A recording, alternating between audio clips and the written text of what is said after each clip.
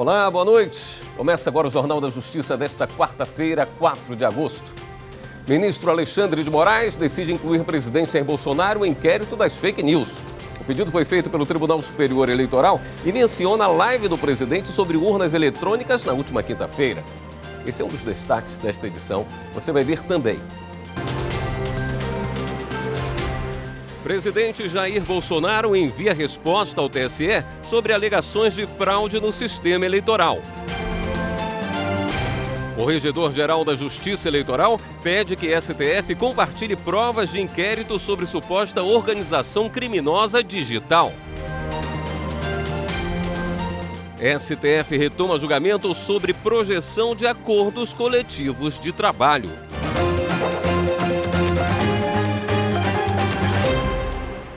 O ministro do Tribunal Superior Eleitoral, Luiz Felipe Salomão, quer que o Supremo compartilhe provas obtidas em inquérito em andamento na Corte e que podem contribuir com investigações judiciais eleitorais que envolvem a chapa Jair Bolsonaro-Hamilton Mourão para a presidência da República em 2018. No ofício, o Corregedor-Geral da Justiça Eleitoral, ministro Luiz Felipe Salomão, pede acesso ao material levantado no inquérito, aberto recentemente pelo Supremo, e que apura a suposta organização criminosa digital que atuaria contra a democracia e as instituições. Essa investigação é um desdobramento do inquérito dos atos antidemocráticos, arquivado em julho. Para o corregedor, o compartilhamento de provas pode ajudar o TSE em duas ações de investigação judicial eleitoral, que apuram suposto abuso de poder econômico e o disparo em massa de mensagens no WhatsApp para beneficiar a campanha de Jair Bolsonaro à presidência da República em 2018. No pedido enviado ao Supremo, Luiz Felipe Salomão lembra que o corregedor anterior, ministro Og Fernandes, já havia solicitado em junho do ano passado o compartilhamento de provas dos inquéritos das fake news e dos atos antidemocráticos, apontando que poderia haver relação nos fatos investigados pelas duas cortes. A Polícia Federal pediu ao Supremo o compartilhamento de dados levantados pela CPMI das fake news. As informações foram solicitadas para a investigação que apura a suposta existência de uma organização criminosa digital que atenta contra a democracia. Esse inquérito foi instaurado pela PF em julho por determinação do ministro Alexandre de Moraes, após o arquivamento das investigações sobre os chamados atos antidemocráticos. No ofício encaminhado ao relator do processo, a delegada federal Denise Dias Rosas Ribeiro afirma que esses dados já foram solicitados no âmbito do inquérito anterior, mas tiveram compartilhamento negado pelo presidente da Comissão Mista no Congresso, o senador Ângelo Coronel. E o presidente do TSE, ministro Luiz Roberto Barroso, participou de um seminário virtual promovido pelo Tribunal Regional Eleitoral do Rio de Janeiro. Barroso defendeu o voto distrital misto e falou sobre desinformação. A palestra magna do webinário Reforma Política e Eleitoral, temas relevantes para as eleições 2022, foi feita pelo presidente do Tribunal Superior Eleitoral, ministro Luiz Roberto Barroso.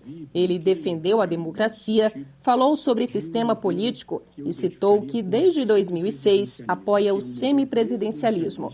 Barroso explicou que a ideia seria para um futuro mais distante. O presidente é eleito pelo voto popular, porque no Brasil seria impensável coisa diferente, porém, o presidente titulariza competências de Estado, importantes competências de Estado, mas ele não é o responsável pelo varejo da política. Qual é a finalidade desse modelo que separa a chefia de Estado da chefia de governo?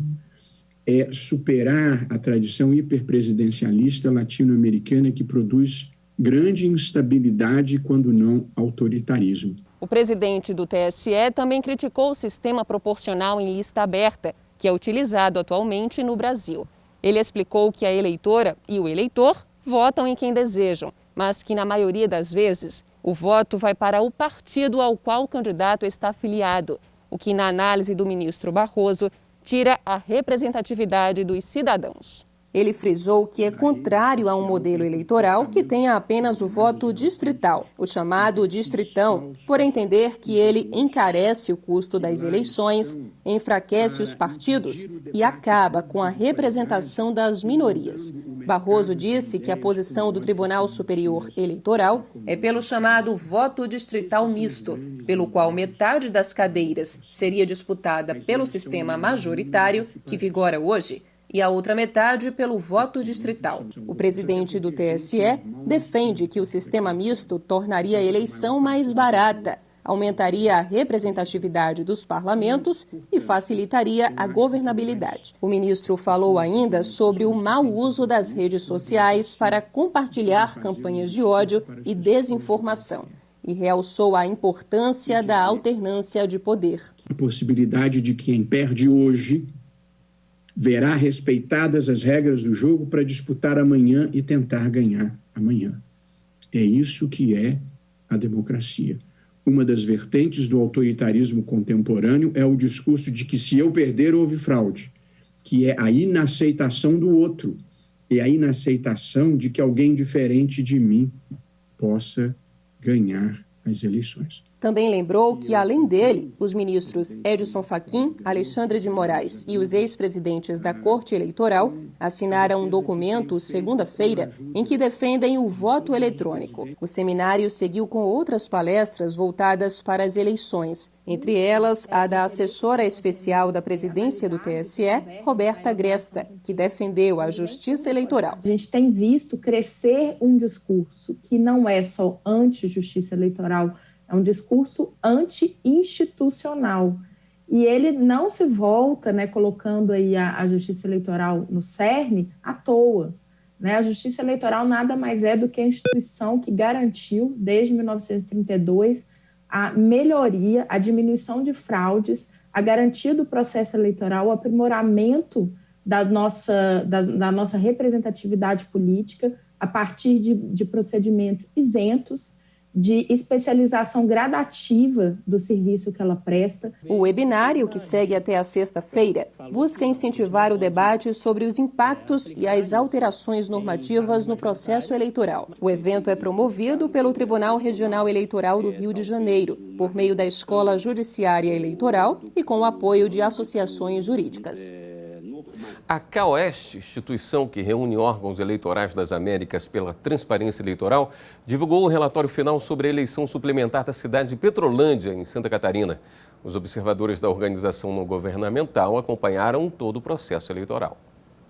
As observadoras e os observadores internacionais da Conferência Americana de Organismos Eleitorais Subnacionais para a Transparência Eleitoral, CAOeste, aprovaram o andamento do processo eleitoral de Petrolândia, em Santa Catarina. Eles produziram e divulgaram um relatório que foi encaminhado ao Tribunal Regional Eleitoral do Estado. Nós esperamos que o Tribunal Regional Eleitoral de Santa Catarina possa fazer proveito desse material, que possa ser bastante proveitoso para os próximos processos eleitorais, não só para o Tribunal de Santa Catarina, mas também para outros tribunais que venham a ver esse relatório. Além da CAOeste, a organização Transparência Eleitoral também enviou observadores para acompanharem o pleito. O grupo presenciou todas as etapas da eleição, inclusive o teste de integridade, que é um dos processos de auditoria, ou seja, de verificação da segurança, da confiabilidade e da transparência do sistema eletrônico de votação. Essa foi a primeira vez no Brasil que um teste de integridade ocorreu durante uma eleição suplementar. Foi no dia 13 de junho. Na ocasião, mais de 5.000 eleitoras e eleitores escolheram os novos prefeito e vice-prefeito de Petrolândia, que fica a cerca de 180 quilômetros da capital catarinense, Florianópolis. Os observadores internacionais também destacaram que o pleito respeitou todas as medidas sanitárias devido à pandemia do novo coronavírus e que a eleição contribuiu para o desenvolvimento democrático e institucional do país. A ministra Carmen Lúcia do Supremo pediu à Procuradoria-Geral da República que se manifeste sobre a notícia crime apresentada pelo PT, que acusa o presidente Jair Bolsonaro de ter usado a TV Brasil para supostamente fazer propaganda eleitoral antecipada em live transmitida na última quinta-feira. A ministra afirma que os atos relatados são graves e podem configurar crime de natureza eleitoral, utilização ilegal de bens públicos e atentados contra a independência de poderes. cabe à Procuradoria-Geral da República se manifestar se existem indícios de irregularidades que justifiquem a abertura de uma investigação ou se a notícia crime deve ser arquivada. Há pouco, o ministro Alexandre de Moraes decidiu incluir o presidente Jair Bolsonaro no chamado inquérito das fake news. Repórter Viviane Novaes traz os detalhes ao vivo para a gente.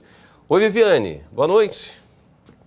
Oi, William, boa noite para você e boa noite a todos. Olha, a decisão do ministro Alexandre de Moraes atende ao pedido do Tribunal Superior Eleitoral, que foi aprovado por unanimidade pelo plenário do tribunal ontem. Na última quinta-feira, o presidente Jair Bolsonaro questionou a confiabilidade do voto eletrônico. Na decisão que acolheu a notícia crime, o ministro Alexandre de Moraes escreveu, abre aspas, o pronunciamento do presidente da República se revelou como mais uma das ocasiões em que o mandatário se posicionou de forma, em tese, criminosa e atentatória às instituições, em especial ao Supremo Tribunal Federal, imputando aos seus ministros intenção de fraudar as eleições para favorecer eventual candidato. Ao mandar, fecha as aspas aí, ao mandar abrir investigação, o ministro Alexandre de Moraes deu prazo de 5 dias para a manifestação da Procuradoria-Geral da República e determinou que, em seguida, a Polícia Federal faça a transcrição do vídeo divulgado por Bolsonaro nas redes sociais dele, em que, mais uma vez, falou em fraude do voto eletrônico e não apresentou provas. O ministro também determinou o depoimento em, no máximo, 10 dias de todos os envolvidos no pronunciamento do presidente, entre eles, o ministro da Justiça, Anderson Torres.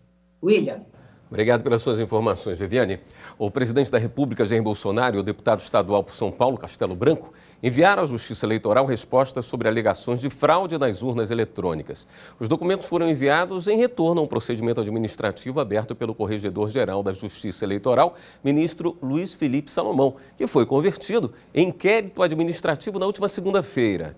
Os documentos vão ser anexados ao inquérito que visa apurar fatos que possam configurar abuso de poder econômico e político, uso indevido de meios de comunicação, fraude, condutas vedadas a agentes públicos e propaganda antecipada nos ataques contra o sistema eletrônico de votação e a legitimidade das eleições de 2022.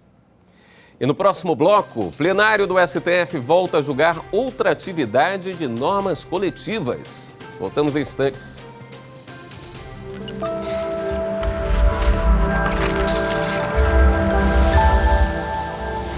Eu posso citar 2 aspectos importantes da Constituição Federal de 1988. Primeiro são as relações sociais, depois de um período de ditadura militar, e o segundo são as relações de trabalho e emprego entre trabalhadores urbanos e rurais, colocando eles em estado de equivalência. Esses 2 itens, para nós, são os que garantem maior importância da Constituição Federal.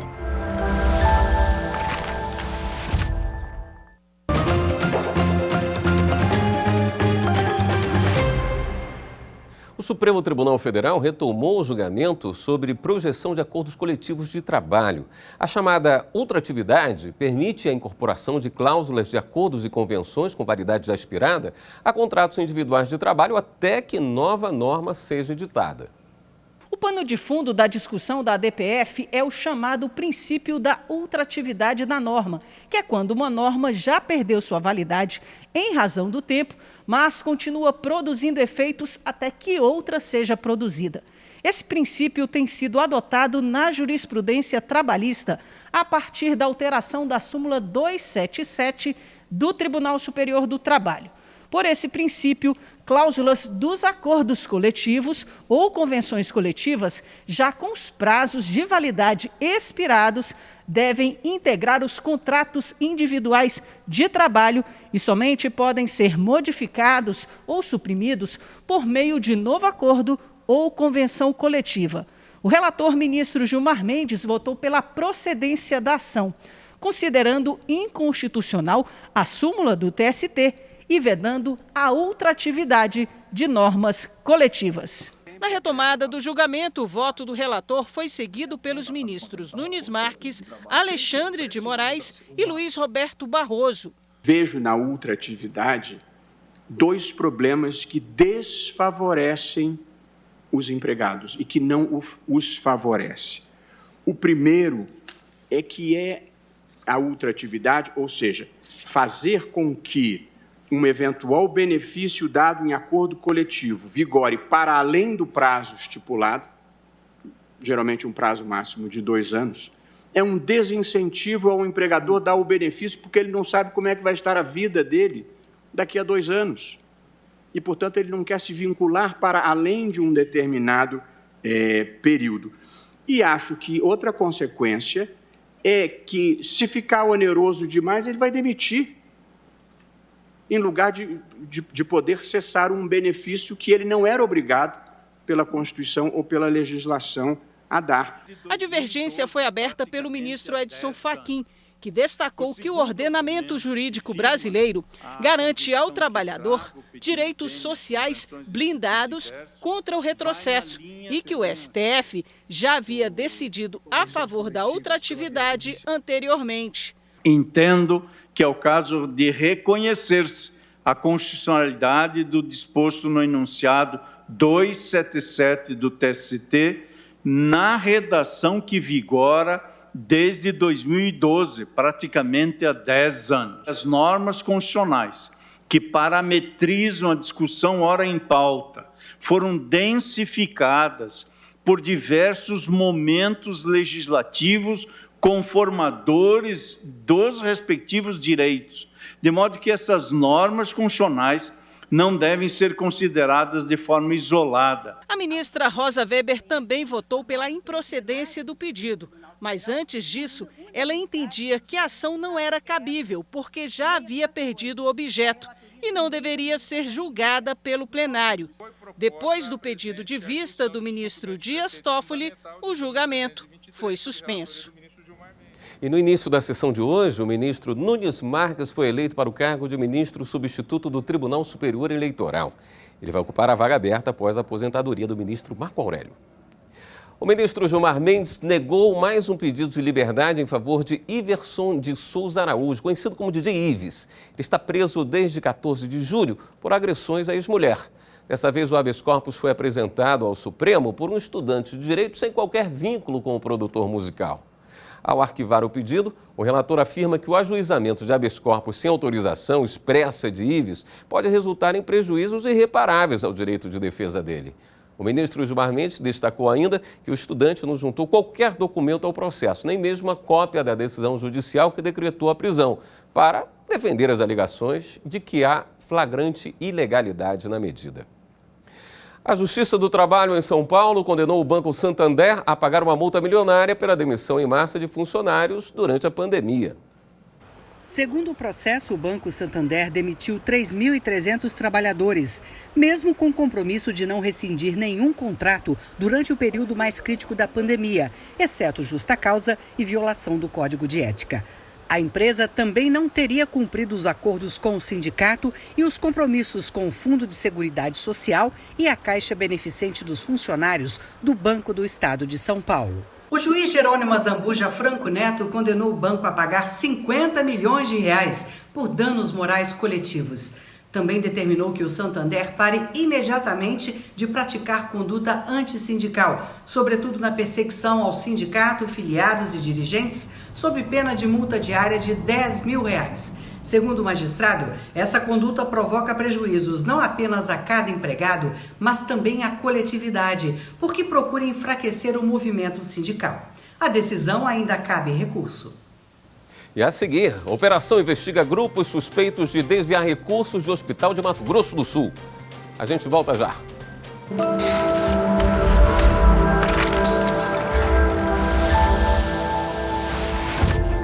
A atual Constituição da República Federativa do Brasil foi aprovada pela Assembleia Nacional Constituinte em 22 de setembro de 1988 e promulgada em 5 de outubro daquele mesmo ano. Essa Carta Magna, Suprema Lei Brasileira, constitui um marco histórico, possuindo grande identificação com a nova República, etapa da história do Brasil no pós-1985 até os dias atuais.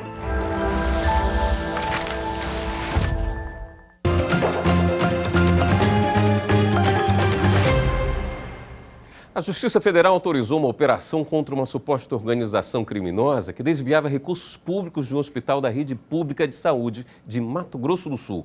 Policiais federais, com apoio da Controladoria Geral da União e da Receita Federal, cumpriram mandados em Ponta Porã e outras unidades da federação. Foram cumpridos 34 mandados de busca e apreensão em 3 estados e no Distrito Federal, além do sequestro de bens dos investigados. Entre os alvos estão os gestores da organização social, das empresas que receberam vantagens indevidas e escritórios de contabilidade. O grupo pode responder na Justiça por falsificação de documentos, dispensa irregular de licitação, peculato e organização criminosa. A Polícia Federal iniciou as investigações em 2019 para apurar supostas irregularidades praticadas por uma organização social que, à época, administrava o Hospital Regional Dr. José Simone Neto, de Ponta Porã, em Mato Grosso do Sul. A suspeita é que a OS desviava dinheiro público em empresas vinculadas aos próprios dirigentes da instituição. As irregularidades ocorreram principalmente entre os anos de 2016 e 2017. Foi deflagrada pelo Ministério Público Federal, em conjunto com a Polícia Federal, a Operação Dieta. A ação mira grupo que teria sonegado impostos e tenta apreender mais de 20 milhões de reais em veículos e imóveis de luxo. As investigações do Ministério Público Federal tiveram início a partir de indícios de que uma organização empresarial na região de Balneário Camboriú estava praticando sonegação de impostos, lavagem de capitais e evasão de divisas. A operação começou hoje nas cidades de Itajaí e Balneário Camboriú. Estão sendo cumpridos mandados de busca e apreensão solicitados pelo MPF e determinados pela Justiça em endereços de pessoas físicas e jurídicas. Segundo a investigação, mais de 20 milhões de reais em bens são frutos de diversos crimes. O Grupo de Trabalho sobre Igualdade Racial do Superior Tribunal de Justiça apresentou relatório com propostas para o combate à desigualdade. É o primeiro documento desse tipo nos tribunais do Brasil.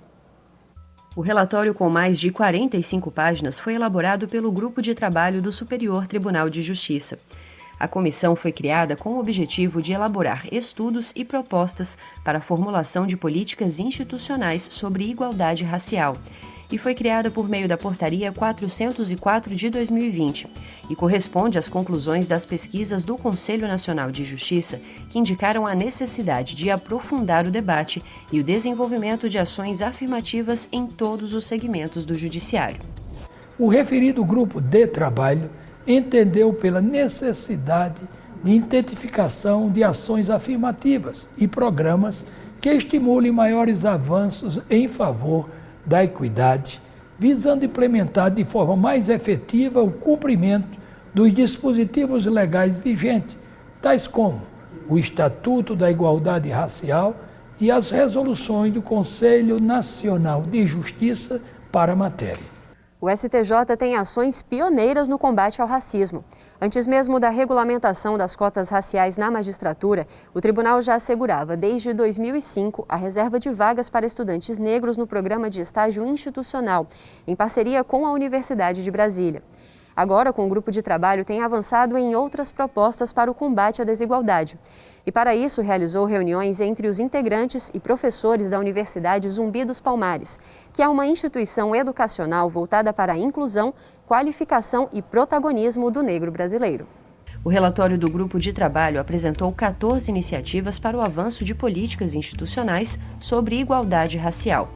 Entre elas está a instalação de uma comissão permanente que já está em funcionamento para monitorar e implementar medidas de igualdade racial, a realização de seminários sobre o racismo, a garantia de representatividade racial nas publicações veiculadas pelo STJ e a formulação de sugestões para a maior efetividade das orientações do Conselho Nacional de Justiça na temática racial. Presidente da Comissão de Juristas da Câmara dos Deputados para Enfrentamento à Discriminação Racial, o ministro do STJ, Benedito Gonçalves, destaca a importância de debater e colocar em prática ações referentes ao assunto. A luta é permanente. Mas esses trabalhos institucionais que estão acontecendo, como esse do STJ, a Câmara dos Deputados, que leva essas medidas à reflexão muito mais profunda. O racismo estrutural é uma forma de discriminação muito mais difícil de perceber. Às vezes vem até disfarçada de um modo carinhoso. E é formado por um conjunto de falas, hábitos, situações que acaba promovendo a segregação ou o preconceito racial sem que as pessoas deem contas. O resultado disso está aí. Estamos avançando a pequenos, mas passos firmes. Nós falamos sempre do letramento, da necessidade de nos compreendermos e de nos percebermos. E mais do que isso, de buscar mudanças estruturais. Esse grupo é uma grande revolução na magistratura brasileira. O Jornal da Justiça fica por aqui. Uma boa noite para você. Até amanhã.